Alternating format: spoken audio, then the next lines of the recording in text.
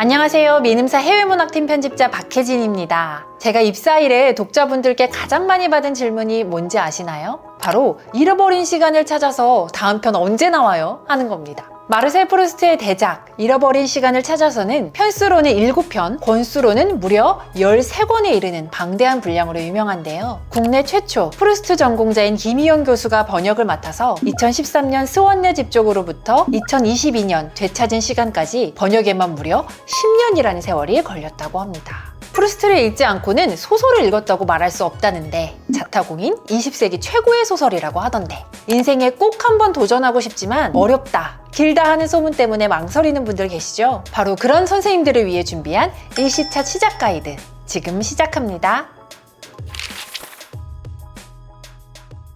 잃어버린 시간을 찾아서를 읽는 방법은 크게 두 가지가 있습니다. 주인공 마르셀을 중심으로 그와 그 주변 인물들의 사랑 이야기에 포커스를 맞춰 있는 방법이 있고요. 작가 프루스트가 작품 속에 숨겨놓은 19세기 프랑스 벨 에포크 시대의 사회 문제와 이슈들을 짚어가며 읽는 방법이 있습니다. 먼저 마르셀과 그 주변 인물들의 사랑 이야기라는 관점에서 소설을 짧게 들여다보겠습니다.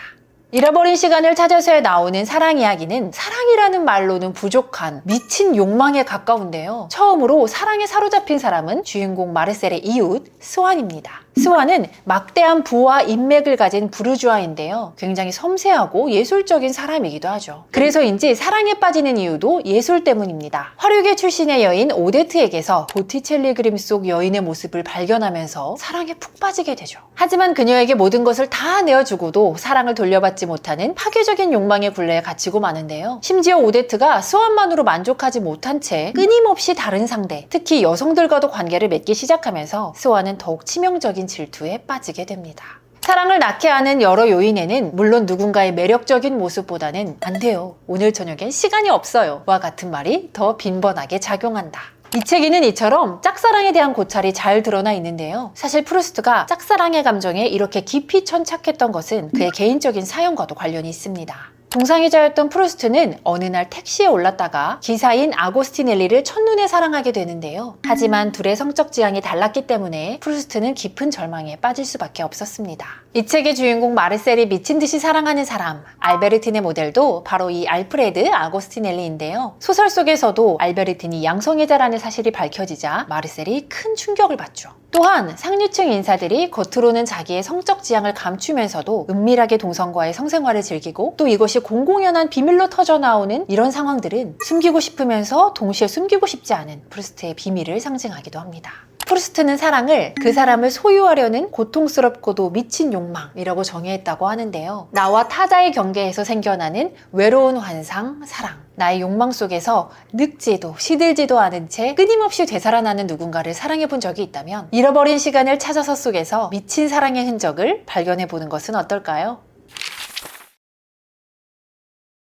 잃어버린 시간을 찾아서를 해석하는 두 번째 방법, 바로 이 작품을 둘러싼 사회상을 자세히 들여다보는 방법입니다. 마르셀 프루스트는 벨 에포크 시대를 살았는데요. 프랑스어로 좋은 시절이라는 뜻으로 프랑스의 정치적 격동기가 끝난 19세기 말부터 1차 세계대전이 시작되기 전까지의 태평성대를 이르는 말입니다. 산업혁명을 통해 부가 축적되고 그로 인해 예술과 문화도 번창하던 시기였죠. 특히 문단에서는 빅토르 위고, 에밀 졸라, 발자크, 모파상 등이 활동했던 그야말로 소설의 시대였습니다. 1871년에 태어난 프루스트는 이런 문화적 토양을 마음껏 누리며 성장했습니다. 아버지는 유명한 의과대학 교수에 어머니는 유대계 부르주아 가문 출신으로 물질적으로도 정신적으로도 더할 나위 없이 풍요로운 성장기를 보냈죠. 하지만 부족한 것 하나 없어 보이는 프루스트에게도 고민거리는 있었으니 앞서 언급한 프루스트의 성적 지향성과 그의 혈통, 그러니까 그가 유대인의 피를 물려받았다는 사실입니다. 19세기 프랑스에는 반유대 정서의 시작이 되었던 드레피스 사건이 있었죠. 1894년 프랑스군의 유대인 장교였던 알프레드 드레피스가 독일의 스파이라는 혐의로 종신형을 선고받은 사건입니다. 이에 작가 에밀 졸라가 드레피스가 사실은 무죄이며 이 모든 것이 프랑스 군부의 음모라는 공개 서한을 대통령에게 보냈고, 사회는 드레피스가 무죄라고 생각하는 드레피스파와 유죄라고 생각하는 반드레피스파로 완전히 분열됩니다.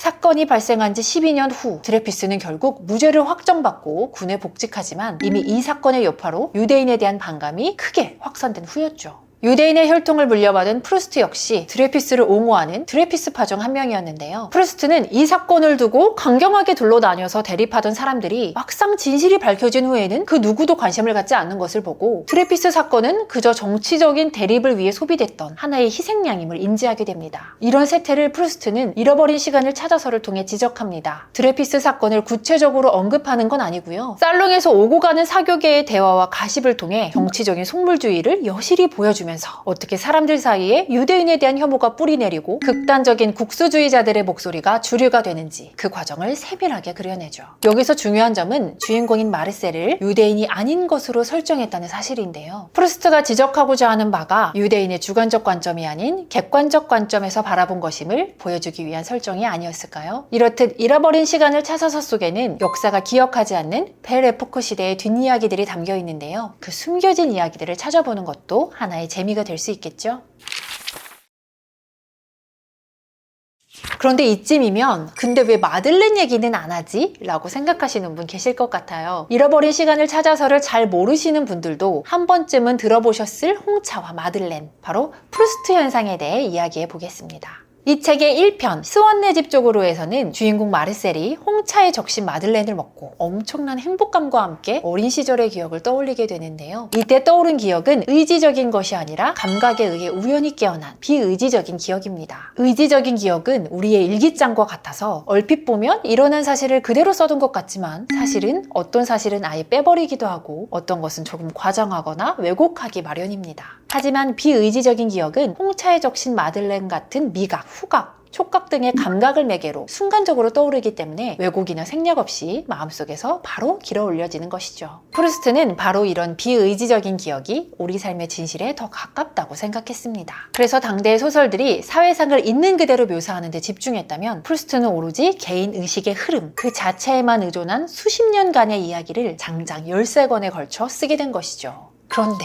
이걸 소설이라고 할 수 있을까요? 당대 문단에는 리얼리즘 열풍이 불고 있었습니다. 리얼리즘 문학은 사건을 현미경으로 들여다보듯이 관찰하고 기록하는 문학으로 작가의 개성보다는 객관성을 중시했습니다. 하지만 프루스트가 생각하는 문학은 조금 달랐습니다. 어떻게 기록만 하는 문학이 가치를 가질 수 있단 말인가? 우리가 관찰하는 사물 그 아래에 실제가 들어있고 그 사물로부터 실제를 끌어내기 전까지는 아무런 의미가 없는데 말이다. 프루스트는 이처럼 객관적인 사실을 나열하기만 하는 기록 문학은 이미 드러난 진리를 반복하는 상투적이고 정형화된 문학이라고 생각했습니다. 단순히 객관적인 현실을 관찰하는 것을 넘어서서 외적인 현실이 우리 내면에 만들어낸 내적 현실까지 포착할 때 진정한 진실에 다가갈 수 있다고 본 것이죠. 제가 잃어버린 시간을 찾아서를 편집한 선배 편집자분께 이 책의 주제가 한마디로 무엇인 것 같으냐고 물어보았는데요. 프루스트가 잃어버린 사랑을 애도하고 시대가 지워버린 사람들 호명하는 작업인 것 같다고 하시더라고요. 부와 권력을 가진 이들에게는 어느 시대보다 호시절이었을 벨 에포크 시대.